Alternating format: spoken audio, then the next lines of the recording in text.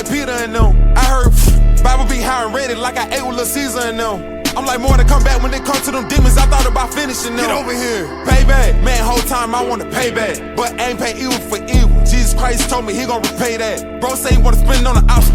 What? Bro, don't say that. Cause you gon' be blocking your blessing. I know it's hard, but you gotta stay.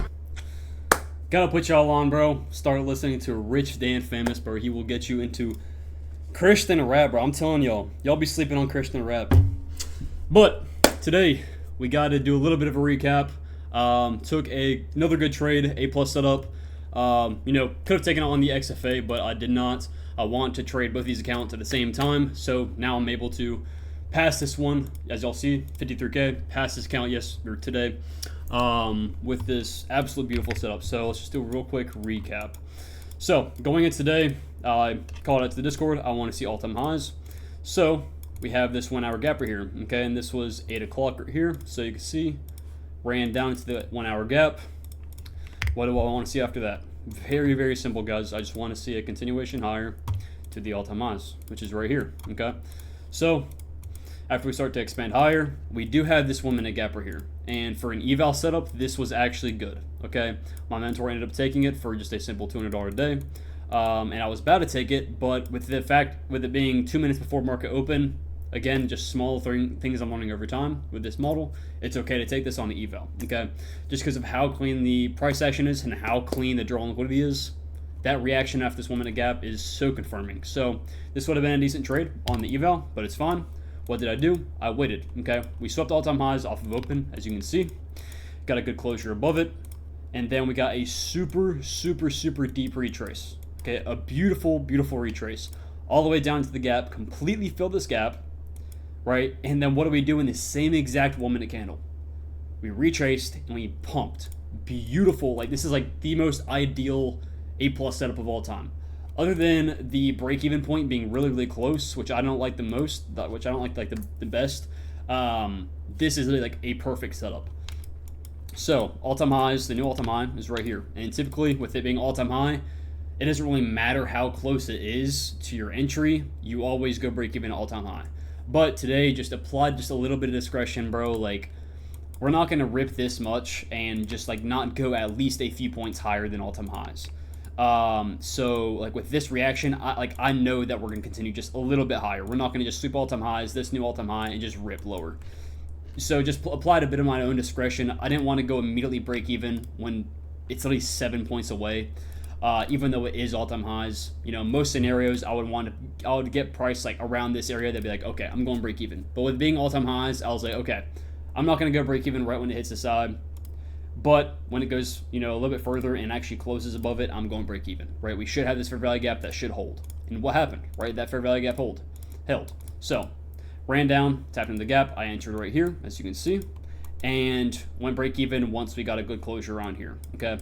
So typically, again, I don't like going break even super quick like that, but with it being all-time highs, you got to adapt to the conditions and just basic understanding. Like, we should not inverse this gap if we're going to continue going higher. So continue to hold. What do we do this candle? Got a bit scared, but it's completely fine. At this point, I have my stops to BE. We tapped this gap, huge dump, and then within the same exact candle, just like this one, we had this insane bullish reaction. At this point, I know price is going to hit my TP.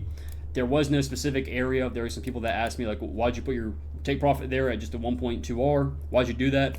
It's literally simply because it was at the exact amount that was going to pass my account, and I literally passed the account by $20. So, like, at the exact amount, that's where I set my TP.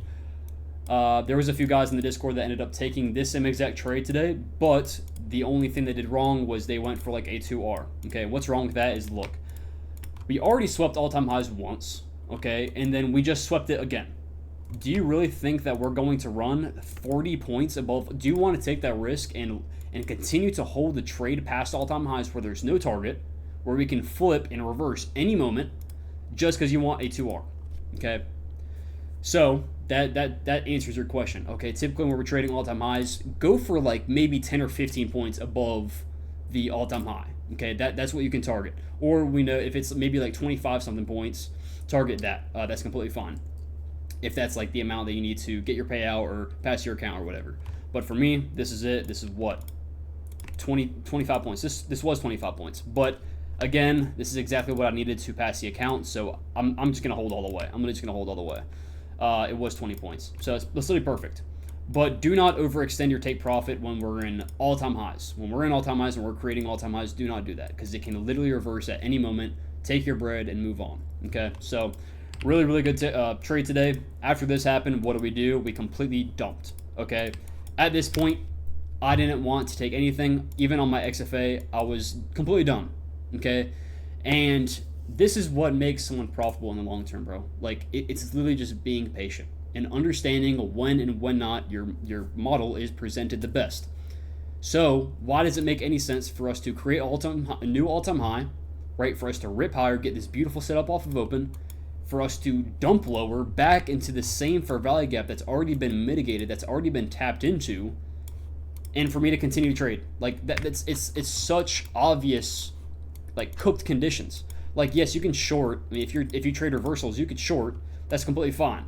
But if you're trying to take a long after us tapping into this hourly gap once, and then we're going to tap into it again, like, that should be signs that price action is garbage.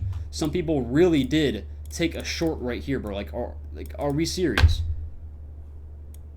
Are we being for real? Like, you're like, it's genuinely cooked. You're actually gambling. Why are you shorting inside of a 1 hour gap?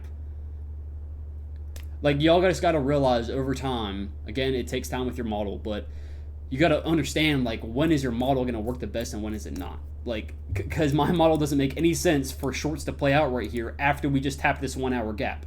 I'm not going to take this reversal short all the way down here. I'm not going to take this inversion because that's, again, taking a reversal setup.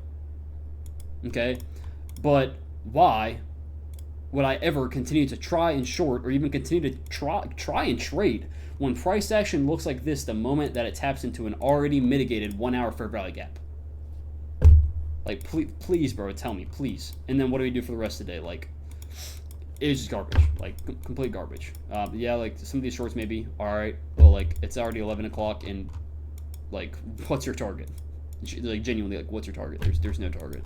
It wasn't even hit.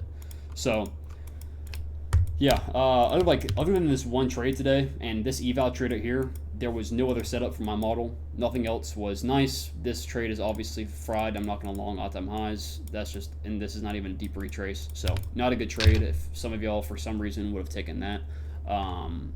So, yeah, really good day today. Now I'm on 2 XFAs. Lord willing, I will be able to get a payout from these 2 accounts.